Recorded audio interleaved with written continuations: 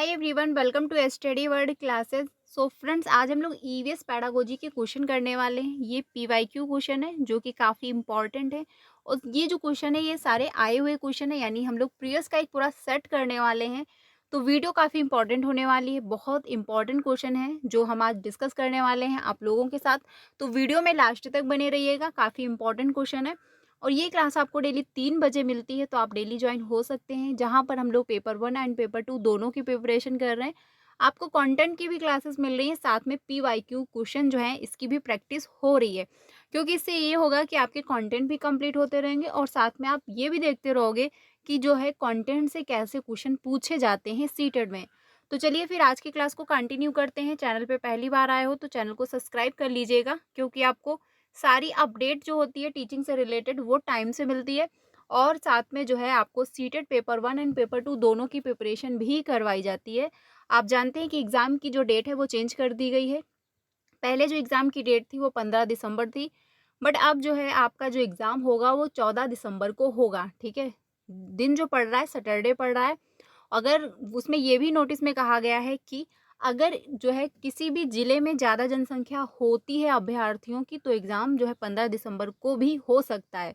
तो आपको आपके एडमिट कार्ड पे देखने को मिल जाएगी एग्ज़ाम की डेट कि कौन सी डेट आपकी रहने वाली है, यानी 14 दिसंबर को होता है या फिर 15 को। लेकिन ज़्यादातर पूरी पॉसिबिलिटी यही है कि 14 दिसंबर को ही आपका एग्ज़ाम होगा। चलिए फिर वीडियो को स्टार्ट करते हैं। मैंने इस पर डिटेल में वीडियो बनाई हुई है, जो नोटिस जारी हुई आप लोग जा करके ज्वाइन कर सकते हैं।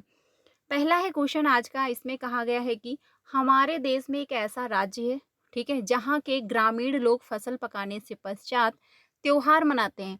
जब हम लोगों ने कंटेंट डिस्कस किया था तो उसमें मैंने आप लोगों के साथ शेयर भी किया था कि जो है क्वेश्चन में पूछा जाता है कि कौन से डिस्ट्रिक्ट में, कौन से जो है स्टेट में जो है कहाँ का नृत्य फेमस है, कौन सी फसल जो है, त्योहार कौन कौन से मनाए जाते हैं, कैसे मकान पाए जाते हैं, खाने में जो है लोग क्या खाते हैं, कहाँ का क्या फेमस है, ये सब कुछ हम लोगों ने डिस्कस किया था। तो वहीं से ये क्वेश्चन पूछा गया है नृत्य से लेकर के कि जो ये नृत्य है वो कहाँ पर होता है फसल पकाने के बाद, ठीक है। सब साथ में खाना पकाते हैं, खाते हैं, गाते हैं और नाचते हैं। यहाँ का विशेष नृत्य है। इस नृत्य में बांस की जो है डंडी लेकर दो दो लोगों की जोड़ी जमीन पर आमने सामने बैठती है। ढोल की ताल पर लोग बांस की जो है डंडियों को जमीन पर पिटकते हैं, यानी पीटते हैं। बांस की डंडियों के बीच लोग एक जो है कतार में खड़े होकर जो है कूदते हैं और नाचते हैं। यह राज्य है, ये आपको बताना है।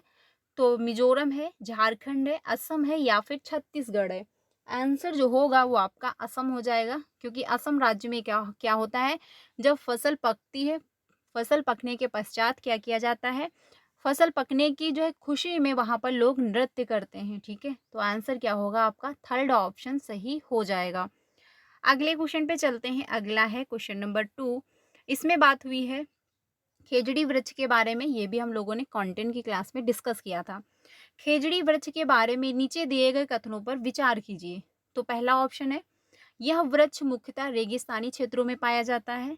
अगला है, इसे जो है बढ़ा इससे जो है इसे बढ़ने के लिए अधिक पानी की आवश्यकता नहीं होती है। या फिर इसकी छाल दवाई बनाने के काम आती है और इसकी लकड़ी को जो है कीड़ा भी नहीं लगता, यानी जो खेजड़ी वृक्ष होता है इसमें कीड़ा जो है कभी भी नहीं लगता है, जो कि क्या है, बिल्कुल सही है। अगला है, इसके जो है तने में पानी एकत्र होता है जिसे लोग जो है पतली पाइप द्वारा पीते हैं। या फिर यह जो है वृक्ष छायादार नहीं है। इसमें कहा गया है इनमें सही कथन जो है आपको बताना है। तो क्वेश्चन नंबर जो 2 है इसमें कौन कौन सा ऑप्शन सही हो जाएगा। देखिए, खेजड़ी वृक्ष जो है कहाँ पर पाया जाता है आप जानते ही हैं।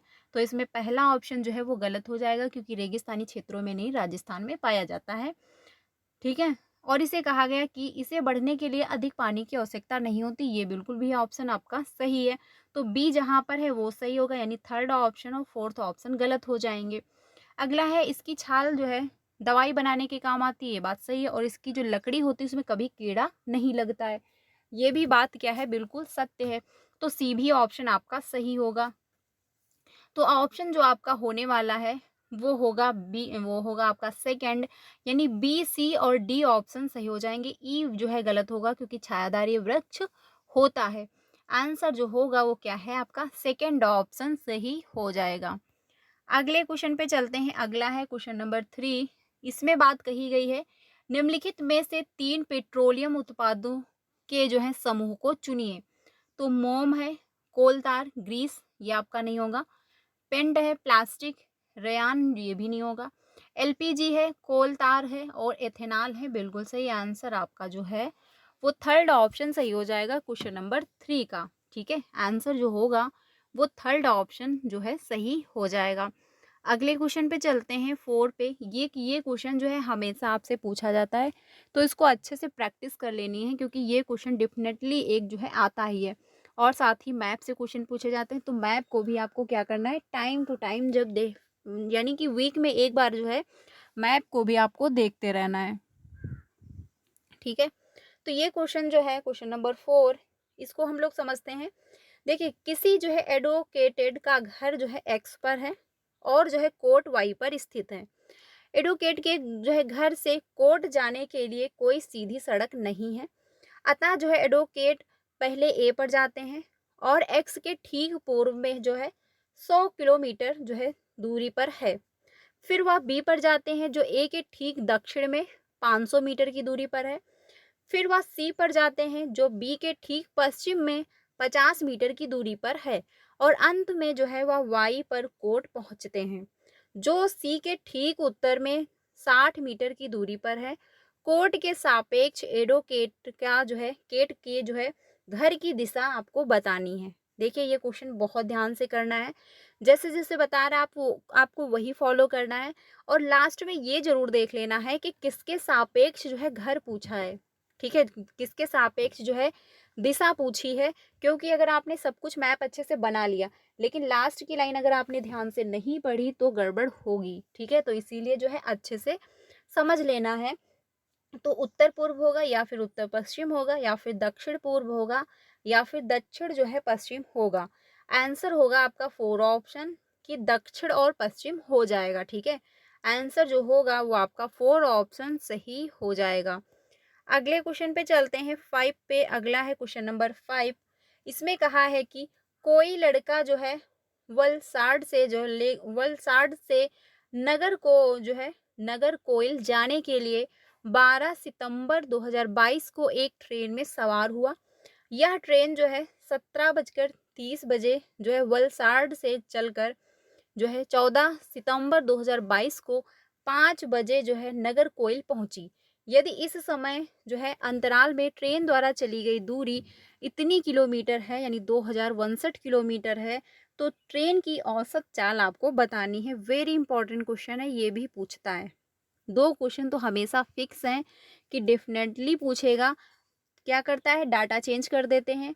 ठीक है, और बाकी क्वेश्चन ये हमेशा आते हैं। तो इसमें आंसर कौन सा हो जाएगा क्वेश्चन नंबर 5 का। देखिए, आंसर जब आप इसको सॉल्व करेंगे तो आंसर आपका थर्ड ऑप्शन निकल के आएगा, यानी 58 जो है किलोमीटर प्रति घंटे की रफ्तार से ट्रेन की चाल होगी। आंसर होगा आपका थर्ड ऑप्शन।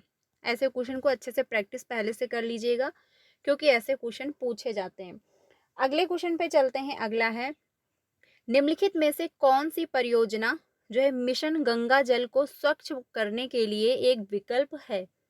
पहला है जल शक्ति, नामिनी जो है गंगे, या फिर जो है गंगा आमंत्रण जो है अभियान और आपका जल शक्ति, या फिर होगा राष्ट्रीय स्वच्छ गंगा मिशन, या फिर जो है गंगा एक्शन प्लान। तो इसमें आंसर जो होने वाला है वो आपका सेकंड हो जाएगा, यानी कि गंगा आमंत्रण अभियान और जल शक्ति। ठीक है, आंसर होगा जो है 2 ऑप्शन आपका सही हो जाएगा। अगले क्वेश्चन पे चलते हैं 7 पे। अगला है, भोजन के निम्नलिखित समूह में से उस समूह का चयन कीजिए जिसमें सभी इकाई जो है प्रोटीन समृद्ध जो है स्रोत हों। तो आंसर कौन सा हो जाएगा क्वेश्चन नंबर 7 का। अंडे, दालें और मछली, या फिर बादाम, मक्का, दूध, या फिर जो है संतरा, मक्खन जो है अंडे, तो ये नहीं होगा। दही जो है दूध, चावल, ये भी नहीं होगा। तो इसमें कौन सा आपका ऑप्शन जो है वो सही होने वाला है। तो देखिए, आंसर जो होगा वो आपका फर्स्ट ही ऑप्शन होगा, क्योंकि अंडे, दालें और मछली ये क्या है, इसमें कहा गया है कि सभी जो है इकाई प्रोटीन समृद्ध जो है स्रोत है, तो इनमें क्या है, हाई प्रोटीन आपको मिलती है। आंसर जो होगा वो क्या है, फर्स्ट ऑप्शन सही हो जाएगा। अगले क्वेश्चन पे चलते हैं। अगला है क्वेश्चन नंबर 8। क्वेश्चन नंबर 8 में बात हुई है कि पूछा गया है, निम्नलिखित में से वह युगल चुनिए जो हमारे देश के एक राज्य और एक केंद्र शासित प्रदेश से मिलकर बना है। यानी वो राज्य भी है और केंद्र शासित प्रदेश से भी मिलकर बना है, वो आपको बताना है। इस ऑप्शन में एक ऐसा भी क्वेश्चन आपसे पूछा जाएगा। ठीक है, यानी जो इम्पोर्टेंट है, जो बहुत बार रिपीट हुए हैं, वो मैं आप लोगों को बता रही हूँ। ये भी एक क्वेश्चन पूछ लेता है। तो अरुणाचल प्रदेश और जो है पुडुचेरी होगा, या फिर जम्मू और कश्मीर और या फिर अंडमान एवं निकोबार द्वीप समूह होगा, या फिर मिजोरम और झारखंड, या फिर बिहार और नागालैंड। तो क्वेश्चन नंबर जो 8 है, इसमें आपका फर्स्ट ही ऑप्शन सही होगा, क्योंकि अरुणाचल प्रदेश और पांडुचेरी। ठीक है, ये आपका फर्स्ट ऑप्शन सही हो जाएगा। बाकी ऑप्शन क्या है, गलत होंगे, क्योंकि केंद्र शासित प्रदेश भी पूछा है और जो है पांडुचेरी यानी पुडुचेरी जो होता है, ये क्या है, आपका केंद्र शासित प्रदेश में आता है। तो आंसर जो होगा वो फर्स्ट ऑप्शन सही हो जाएगा। अगले क्वेश्चन पे चलते हैं 9 पे। 9 में पूछा है कि निम्नलिखित में से राज्यों के उस समूह को चुनिए जिनके जो है समुद्र तट बंगाल की खाड़ी पर हैं। ये पूछा है आपको मैप से क्वेश्चन। देखिए, मैप से क्वेश्चन पूछे जाते हैं तो मैप को अच्छे से समझ के जाना है। पेपर 1 हो या फिर आपका पेपर 2 हो, दोनों में मैप से क्वेश्चन पूछे जाते हैं। पहला है आंध्र प्रदेश, उड़ीसा, तमिलनाडु, या फिर पश्चिम बंगाल, उड़ीसा, कर्नाटक, या फिर पश्चिम बंगाल, तमिलनाडु, गुजरात, या फिर तमिलनाडु, उड़ीसा, महाराष्ट्र। तो आंसर जो होगा 9 का 4 ऑप्शन सही हो जाएगा, यानी तमिलनाडु, उड़ीसा और महाराष्ट्र। ये क्या होते हैं, बंगाल की खाड़ी पर हैं। आंसर जो होगा वो आपका 4 ऑप्शन सही हो जाएगा क्वेश्चन नंबर 9 का। बाकी ऑप्शन गलत होंगे, ध्यान रखिएगा। अगले क्वेश्चन पे चलते हैं। अगला है क्वेश्चन नंबर 10। क्वेश्चन नंबर 10 में बात हुई है कि मध्य प्रदेश के 3 जो है समीपवर्ती राज्य बताने हैं। यानी मध्य प्रदेश जो है उसके पास जो है 3 समीपवर्ती राज्य बताना है जो मध्य प्रदेश के आसपास हैं। ये भी एक मैप से पूछा गया है। देखिए, मैप से क्वेश्चन पूछे जाते हैं, इसीलिए मैं कह रही हूँ मैप को आपको क्या करना है, यानी वीक में एक बार आपको देख लेना है मैप को अच्छे से ध्यान से, क्योंकि क्वेश्चन वहां से पूछे जाते हैं।